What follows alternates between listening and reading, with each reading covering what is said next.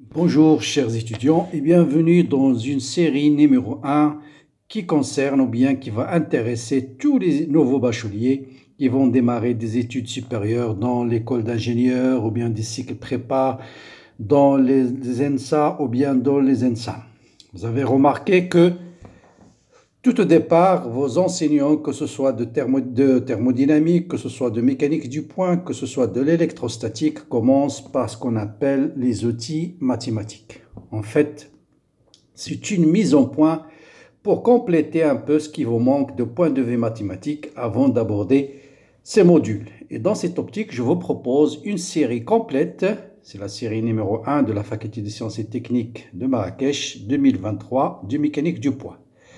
Bon, c'est une série dans laquelle on va aborder la notion de produit scalaire, la notion de produit vectoriel, la notion de projeté orthogonal d'un vecteur sur un autre. Je vais revenir sur l'énoncé en détail, les différentes propriétés des produits vectoriels. Ensuite, une application du produit scalaire, comment déterminer par exemple l'angle que fait le carbone avec deux hydrogènes dans la molécule de CH4. Ensuite, on va établir les propriétés du produit mixte, qui permet en particulier de déterminer le volume comme application. Ensuite, on va avoir la notion des coordonnées sphériques, quelques applications des coordonnées sphériques, des coordonnées cylindriques, comment dériver les vecteurs par rapport aux différents angles, les vecteurs de la base cylindrique en particulier, redéfinir le gradient, les déplacements élémentaires, les éléments de volume, les éléments de surface et parler un peu de ce que c'est qu'une différentielle totale exacte. Bref, c'est un sujet très varié dans la description ou bien dans le sujet en PDF. Vous pouvez le télécharger dans la description de la vidéo en bas. Bien, donc avant de continuer, n'hésitez pas à vous abonner à la chaîne si vous n'êtes pas encore abonné pour recevoir toutes les nouveautés. Et à la fin, n'oubliez pas de mettre un like à cette vidéo-là. Et ceux qui s'intéressent à des cours de soutien peuvent me contacter soit par mail, soit par WhatsApp. Bien. Donc, revenons à la série. Avant de démarrer cette série, je vais rappeler d'abord quelques notions que vous allez entendre dans tous les exercices. Base orthonormée. Donc, orthonormée. Qu'est-ce que ça veut dire qu'une base orthonormée? Vous avez bien le mot ortho et normé. Ortho, ça veut dire orthogonal. De vecteurs qui sont orthogonales, ça veut dire qu'ils sont perpendiculaires. Normés, ça veut dire leur norme, la norme de chaque vecteur est égale à 1. Voilà ce qu'on appelle une base orthonormée. Je prends un exemple dans le plan P par exemple. On peut lui associer un repère cartésien OXY. À ce repère, on peut associer une base IJ. Donc la base dans le plan, c'est ce qu'on appelle IJ. Qu'est-ce que ça veut dire BIJ est une base? On peut définir cette base dans l'espace vectoriel qui est le plan. Ça veut dire quel que soit le vecteur qui appartient au plan, il existe toujours à deux uniques paramètres A et B, tels que n'importe quel vecteur du plan, on peut l'écrire comme étant A fois I plus petit b fois J. Et la norme de ce vecteur, si la base est orthonormée, c'est racine carrée de A carré plus B carré. Comme exemple, ce vecteur W, ici, je peux l'écrire combien? 3 fois, vous voyez, 3 fois le vecteur I, 3 fois I, plus combien suivant J, plus J. Ça, c'est le vecteur W. Voilà ce qu'on appelle une base orthonormée. À 3 dimensions, bien sûr, ça sera IJK. Une base orthonormée directe, ça veut dire quoi direct? Ça veut dire B, I, J, K est une base orthonormée directe. Ça veut dire, si vous faites I vectoriel J, ça vous donne K. Si vous faites J vectoriel K, ça vous donne I. Vous faites permutation circulaire. Celui-là vectoriel, celui-là, ça vous donne celui-là. J vectoriel K, ça vous donne I. Et si je fais K vectoriel I, ça me donne J. Voilà ce qu'on appelle une base orthonormée directe. Bien. Revenons à notre série. Donc, je rappelle l'énoncé. L'exercice 1, il vous dit... Rappelez la définition d'une base orthonormée de l'espace vectoriel euclidien. Bon, j'ai déjà défini ce que c'est qu'une base orthonormée. Bon, j'ai commencé moi-même de regarder l'énoncé. Donc, ça veut dire que tous les vecteurs sont orthogonaux, chacun, E1 est orthogonal à E2, et ainsi de suite. Et la norme de chaque vecteur est égale à 1. Ça, j'ai déjà défini en fait ce que c'est qu'une base orthonormée. Question suivante, qu'est-ce que c'est qu'un espace vectoriel euclidien? Bien, un espace vectoriel euclidien, c'est tout simplement un espace vectoriel de dimension finie dans lequel, ou bien il est menu d'un produit scalaire. On peut définir un produit scalaire, c'est-à-dire je peux définir la norme des vecteurs dans cet espace vectoriel. Bon, ça c'est juste des définitions. Première question, en fait, on nous dit montrer que le module de alpha fois u c'est un vecteur quelconque, est égal à la valeur absolue de alpha fois u. U, c'est un vecteur quelconque de composante, par exemple x, dont la base, on va dire la base B, dans l'exercice on le note E1, E2, E3, c'est une base orthonormée, donc x fois E1, plus y fois E2, plus z fois E3. C'est la même chose qu'on note i de coordonnées x, y, z. Ces deux notations sont équivalentes. Bien. Alpha fois u. Alpha fois u, c'est bien sûr, vous multipliez tout ça par alpha. Ça sera alpha x fois E1, plus alpha fois y fois E2, plus alpha fois z fois EZ. C'est la même chose si je veux dire alpha fois u. C'est un vecteur qui a pour composante alpha x, alpha y, alpha z. Donc le module, ou bien la norme de alpha fois le vecteur u, donc c'est un vecteur qui a pour composante, vous voyez bien les composantes sont alpha x, alpha y, alpha z. Donc c'est racine carrée, j'applique juste la définition de sa composante suivant x au carré, c'est-à-dire alpha x au carré, plus alpha y au carré, plus alpha fois z au carré. Bon, ça saute du yeux, je vais mettre racine carrée de alpha carré en facteur. Il vous reste x carré, plus y carré, plus z carré. Vous voyez bien, x carré plus y carré plus z carré, c'est le module de u. Donc le module, ou bien la norme de alpha fois un vecteur u, c'est racine carrée de alpha carré fois racine carrée de x carré plus y carré plus z carré. Il faut faire très attention, erreur très classique. Racine carrée de alpha au carré, c'est pas alpha, c'est valeur absolue de alpha. Parce que la norme d'un vecteur, c'est toujours positif. Et ça, c'est la norme de u. Donc, voilà ce qu'on nous demande. La norme de alpha fois u, c'est bien égal à valeur absolue de alpha fois la norme de u. Voilà pour la question 2. Question 3, on nous demande de déterminer, calculer la projection du vecteur sur E1. Et je vais vous dire comment on peut écrire un vecteur d'une façon générale dans une base E1. Bien, on me dit de calculer, ça c'est le produit scalaire de U fois E1. Bon, j'applique la définition. On a U scalaire E1, je remplace U par sa valeur, c'est x fois E1, plus y fois E2, plus z fois E3. Scalaire quoi? Scalaire E1. Or, on a dit que E1, E2 est une base orthonormée. Ça veut dire EI scalaire EI, c'est égal à 1. Et EI scalaire EJ, c'est 0. Donc, E1 scalaire E1, c'est 1. Donc, ça va me donner x, x, parce que 1 scalaire E1 égale à 0. E1 scalaire E2, c'est 0, parce que c'est une base orthogonale. Chaque vecteur est la même chose. E3 scalaire E1 égale à 0, ça va me donner x. Donc, de même, je ne vais pas refaire la démonstration. De même, U scalaire E2, ça va vous donner y, ça saute aux yeux. Et U scalaire E3, ça vous donne z. Donc, si vous voulez un vecteur quelconque U, je peux l'écrire d'une façon générale, c'est U scalaire dans une base E1, E2, E3, U scalaire E1 suivant E1, plus U scalaire E2 suivant E2, ici c'est suivant E2, il n'y a pas de produit scalaire, plus U scalaire E3 suivant E3. Voilà comment on peut écrire d'une façon générale un vecteur dans une base donnée. Bien. Et enfin, on me dit, la dernière question, quelle est calculer, conclure, bon, ça c'est, je veux dire, je peux écrire ce vecteur, quelle est l'interprétation géométrique de la norme, que représente la norme d'un vecteur.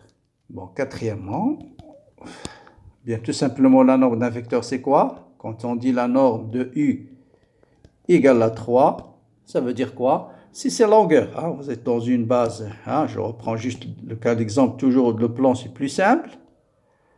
Ah, vous avez un vecteur unitaire I, vous avez un vecteur unitaire J, par exemple le vecteur I plus J. I plus J. I plus J, c'est un vecteur de norme combien? La norme de I plus J, je vous laisse le soin de calculer, c'est combien? C'est racine de 2. C'est en fait la longueur. Donc la norme égale la longueur du vecteur. La longueur du vecteur. Bon, là, pour calculer la norme, c'est racine carrée de I plus J scalaire I plus J. Si vous voulez voir racine de 2, I scalaire I c'est 1, J scalaire J c'est 1. Donc, I scalaire J c'est 0 plateau et J scalaire J c'est 1. Je vous laisse le soin de vérifier ça rapidement. D'accord? Donc, la norme d'un vecteur. Donc, voilà ce qu'on appelle l'interprétation de la norme. Donc, voilà pour l'exercice 1. Dans l'exercice 2, on va parler de quelque chose d'intéressant, ce qu'on appelle le projeté isqat, projeté orthogonal d'un vecteur sur un autre. L'isqat di muttajiha ala muttajiha ukhra. Vous avez un vecteur unitaire U, on va voir qu'est-ce que ça signifie de projeter le vecteur V sur le vecteur U. Ah, on va définir ce que c'est que ce terme-là. Donc déjà, première question, vous demande de calculer cette quantité-là. U scalaire V sur le module de U.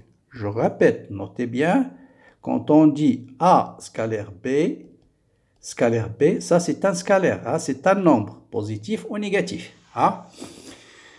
Donc, ça par définition du produit scalaire, bon, je vais peut-être rappeler déjà avant de continuer, qu'est-ce que c'est que, rappel, vous avez deux définitions de produits scalaires de deux vecteurs. Vous avez un vecteur A, un vecteur B, qui font chacun un angle θ, A, B, et ici un angle θ.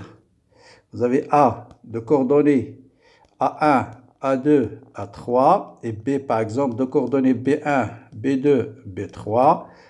Quand on parle de A scalaire B, vous avez la définition géométrique, c'est module de A fois module de B fois le cosinus de l'angle entre les deux, ou bien c'est A1 fois B1 plus A2 fois B2 plus A3 fois B3. Vous avez les deux définitions du produit scalaire. Bien, appliquons ceci. Donc là, on va dire le module de U fois le module de V fois cosinus θ. Sur quoi? Sur module de U. Donc on peut simplifier par module de U. Et ça, c'est égal à quoi? C'est module de V fois cosinus θ. D'accord? Donc ça vous donne module de V fois cosinus θ. Bon, j'appelle cette quantité par exemple petit d. Petit d égale. Donc d égale à module de V fois cosinus θ. Voilà pour la première question. Qu'est-ce qu'on me dit dans la deuxième question? Allez, l'énoncer devant moi, vous allez l'imprimer. Calculez le projeté orthogonal de V sur la direction de U. Donc, on me demande le projeté orthogonal, projeté orthogonal de V sur U. Qu'est-ce que ça veut dire? Maintenant, le projeté orthogonal de V sur U. Je vais projeter, faites là, projeter V sur U, comme ça, Ada Amoudi. Et le projeté orthogonal, c'est ce vecteur-là. C'est la norme de ce vecteur. Cette quantité, je l'appelle petit a. Dans l'exercice, on vous dit de l'appeler petit a. Et on va déterminer qu'est-ce que c'est que ce petit a. Bien, je vais copier cette page. Bien, déterminons la quantité de A. Pour cela, je vais d'abord déterminer ce que c'est que cosinus θ. Donc, vous voyez bien que cosinus θ, côté adjacent, المقارب ou l'hypoténuse, c'est A sur module de V. Donc, ce qu'on cherche, ce qu'on a appelé le projeté orthogonal, petit a, c'est tout simplement égal à quoi? Est égal à cosinus θ fois module de V. Or, vous voyez bien, cosinus θ fois module de V. C'est exactement ça. Donc, c'est exactement ça. Donc, c'est égal à U scalaire V sur module de U. Donc, est égal à U sur module de U scalaire V. Donc, voilà ce qu'on appelle le projeté orthogonal d'un vecteur V sur un vecteur U. D'accord? Donc, ça, c'est le projeté. On peut le noter comme ça. Projeté orthogonal de V sur U. C'est un scalaire, c'est un nombre, عدد يساوي U sur module de U scalaire V. Et si je veux noter le vecteur projeté orthogonal de V sur U, c'est cette quantité-là, suivant le vecteur unitaire de U, qui est en fait U, suivant le vecteur unitaire qui est U sur module de U. Donc U sur module de U. Ça, c'est le vecteur unitaire qui est dirigé suivant le vecteur U. Donc en fait, c'est U scalaire V suivant U divisé par module de U. Qu'on note en général des fois U scalaire V sur module de U au carré. Ça, c'est un nombre suivant U. Voilà le projeté orthogonal du vecteur V suivant la direction du vecteur U. Donc, c'est ce qu'on appelle le projeté orthogonal. Bien. Maintenant, on nous dit soit B, c'est la base cartésienne usuelle, IJK, et E1, E2, une autre base quelconque, détermine les expressions analytiques du produit scalaire de deux vecteurs unitaires dans chacune des deux bases. Alors, on nous donne deux bases. Non, donc avant l'exercice 4, donc je vous donne l'énoncé, on vous donne deux bases, la base classique IJK, et notre base, je l'appelle B1, là je l'appelle B1, B2 qui est E1, E2, E3. On peut définir plusieurs bases dans un espace vectoriel. Il suffit qu'il soit une famille libre de même dimension que l'espace vectoriel étudié. On va se donner deux vecteurs, le vecteur unitaire U qui a pour composante U1 dans la base IJ, U1 fois I, plus U2 fois J, plus U3 fois K. Ça, c'est la composante dans la base B1. Il y a un vecteur V qui a pour composante V1 suivant I, plus V2 suivant J, plus V3 suivant K. Bien sûr, si on change la base, et dans la base E1, E2, E3, c'est dans la base B1, et dans la base B2, supposons que ce vecteur unitaire U a pour composante U'1 suivant E1, plus U'2 suivant E2, plus U'3 suivant E3. Bon, je vais écrire peut-être en noir. Et le vecteur V, c'est V'1 suivant I1, plus V'2 suivant E1, pardon, suivant E1, E1, E2, E3. E1, E2, et plus V'3 suivant E3. On va montrer que le produit scalaire, c'est quelque chose qui est intrinsèque. Le produit scalaire de deux vecteurs, il ne dépend pas de la base. D'accord? Donc, on doit avoir tout simplement U scalaire V dans la base B1 doit être exactement égal à U scalaire V dans la base B2. C'est-à-dire, on doit avoir U1 fois U'1 plus U2 fois U'2. Non, pardon, c'est U1 fois V1. Produit scalaire dans la base B1, c'est U1 fois V1 plus U2 fois V2 plus U3 fois V3 doit être égal à U'1 fois V'1 plus U'2 fois V'2 plus U'3 fois V'3. Donc ça veut dire tout simplement, qu'est-ce que ça signifie ça? Ça signifie que le produit scalaire de deux vecteurs est le même. Hein? C'est une expression analytique, il ne dépend pas de la base. Donc, vous calculez le produit scalaire de n'importe quelle base de deux vecteurs, c'est une grandeur qui est indépendante de la base. Elle est égale à module de U fois module de V fois le cosinus de l'angle entre les deux. Bien, encore un exercice 3, mais je ne vais pas, pour l'exercice 3, je vais peut-être aller rapidement parce que c'est ça. Donc, rappelez la définition géométrique du produit vectoriel. Bon, ça, tout le monde le connaît, produit vectoriel. Donc, vous avez la norme, c'est U vectoriel V. C'est la même chose qu'au produit scalaire, c'est le module de U fois le module de V fois le sinus et non pas l'angle sinus θ, sauf que c'est un vecteur, donc il est suivant la normale n. N, c'est quoi? C'est un vecteur, donc là, il faut faire très attention. Vous avez un vecteur unitaire U, un vecteur unitaire V. Je fais U vectoriel V. Donc, N, c'est un vecteur, la normale, c'est un vecteur de norme 1 qui est perpendiculaire à U et perpendiculaire à V, c'est-à-dire perpendiculaire au plan formé par UV. Donc, la norme de N est égale à 1. Voilà ce qu'on appelle... autrement dit, ça veut dire UVN forme un trièdre direct. Ce n'est pas une base orthonormée, c'est juste un trièdre direct. UVN, c'est un trièdre direct. Trièdre direct. Ça veut dire quoi? Ça veut dire U vectoriel V, c'est N. N vectoriel U, c'est V. Et ainsi de suite. Comme ce qu'on a défini tout à l'heure, une base directe. Bien. Question suivante. On me dit de montrer que U vectoriel V est égal à moins V vectoriel U. Bon, ça saute aux yeux. Je n'ai pas la peine de...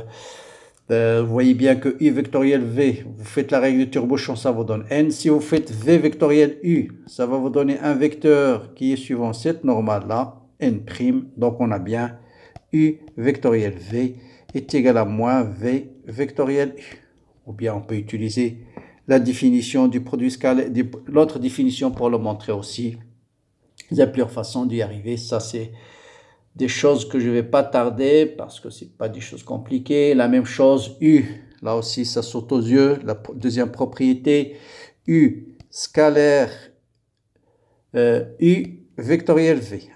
U scalaire U vectoriel V. Bien sûr, ça, c'est 0. C'est un produit scalaire. Pourquoi? Vous voyez bien que U vectoriel V, c'est dirigé suivant la normale. Ça, c'est un vecteur qui est égal à alpha fois n. Or, n, elle est perpendiculaire à u. Donc, u scalaire n égale à 0. D'accord? Donc, la même chose, u vectoriel u, c'est 0, c'est normal. Sinus de 0 égale à 0. U vectoriel v égale à 0, ça signifie sinus de 0, l'angle égale à 0. Donc, ils sont collinéaires. Là aussi, c'est... Enfin, le produit mixte, pour montrer le produit mixte, je vous laisse le soin de le faire.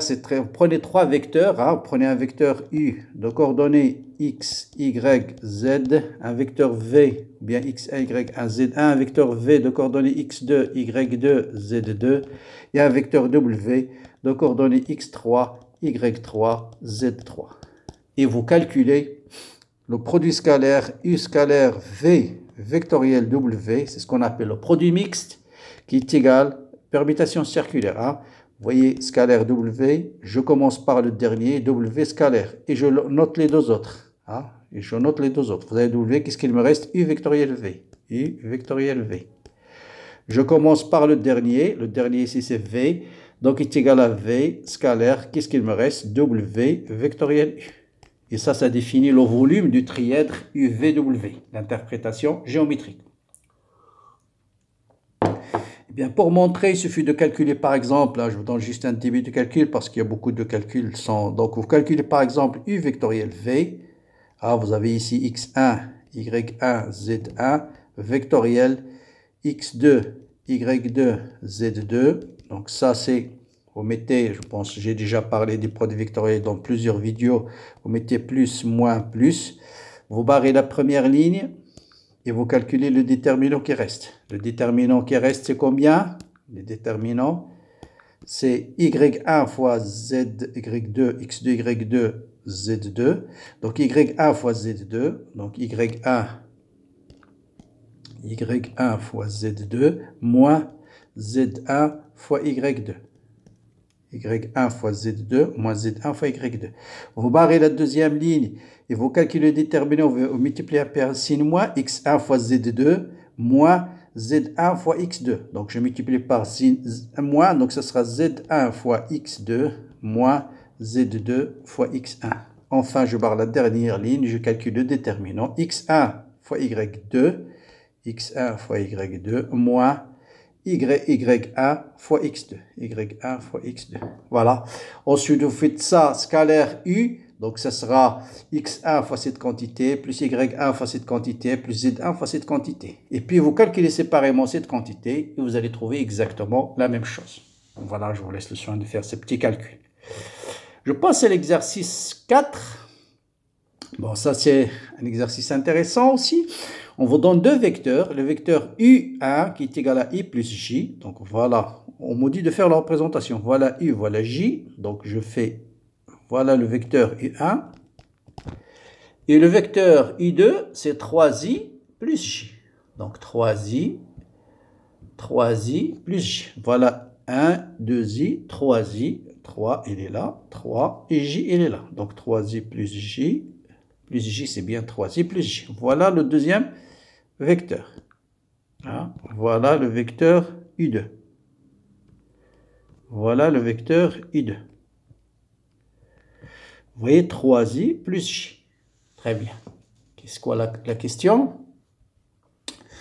Je retrouve l'énoncé. Voilà 3I plus J. Donc on me dit faire une représentation de deux vecteurs. Calculer le produit scalaire U1 et en déduire l'angle entre U1 et I2. Cet angle θ. Quel est l'angle θ entre les vecteurs I1 et I2? Eh bien, on va calculer d'abord le produit scalaire I1, scalaire I2 par la méthode analytique. Donc I plus J, scalaire 3I plus J. N'oubliez pas que vous allez obtenir un nombre. L'erreur que vous faites souvent, c'est quand on vous demande de calculer un produit scalaire, vous laissez un vecteur et inversement. Si on vous demande de calculer le produit vectoriel, ça doit être un vecteur. Donc I scalaire I, c'est 1, donc ça me donne 3. I scalaire I, plus I scalaire J, c'est 0, plus J scalaire I, c'est 0, plus J scalaire J, c'est 1, donc plus 1. Donc c'est égal à 4. Hein? C'est égal à 4. D'accord? Donc I1 scalaire I2, mais peut-être c'est ce qu'on nous demande. Voilà, c'est 1 scalaire I2 égale à 4. Mais ça aussi, vous l'avez une autre définition, c'est le module de I1 fois le module de I2 fois le cosinus de θ. Avec module de I1, c'est quoi? C'est racine carrée de 1 plus 1, c'est racine de 2. Donc module de I1, c'est racine de 2.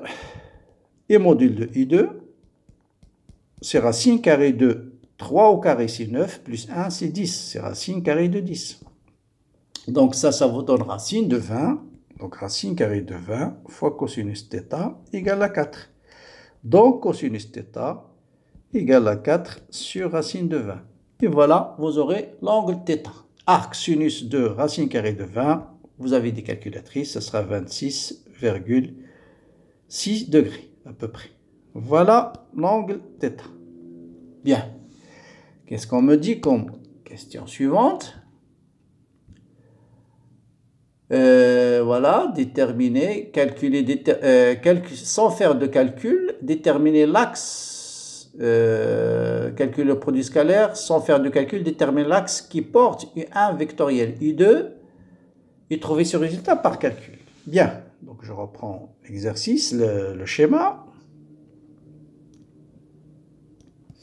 Donc sans faire de calcul, quel est l'axe qui va être porté par U1 vectoriel U2? D'abord, U1, U2 appartient au plan XY. Donc ce vecteur U1 vectoriel U2, U1 vectoriel U2, doit être porté par l'axe Z, par K. Est-ce que c'est plus ou bien moins? Vous faites la règle du tire-bouchon. Vous tournez U1 vers U2. Quand je tourne U1 vers U2, je ferme. Donc ça va être suivant moins K. Donc moins alpha fois K. Je dois trouver quelque chose qui est suivant K, mais dans le sens opposé. Est-ce que c'est vrai? Essayons de le retrouver par calcul. U1 vectoriel U2, c'est égal à I plus J vectoriel 3I plus J. Donc vous savez que IJK, c'est un trièdre direct, je rappelle. Vous avez I, J, K. I vectoriel J, c'est K.